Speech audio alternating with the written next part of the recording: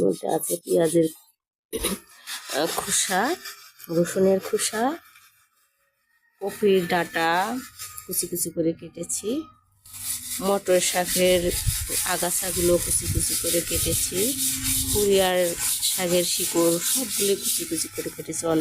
5-6 রকমের সবজির আগাছা আছে, এগুলোকে আমি আমার ছাদ বাগানের প্রত্যেকটা টবেই দিব অল্প অল্প করে। মরিচ গাছ, এটা মরিচ গাছের মধ্যে দিব।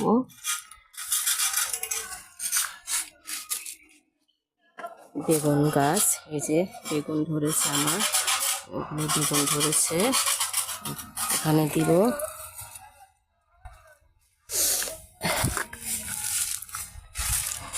এখানেও বেগুন ধরেছে, এটাও বেগুন গাছ, অনেকগুলো বেগুন গাছ আছে।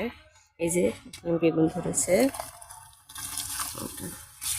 আরো অনেকগুলো গাছ আছে, সেগুলোতেও দিব।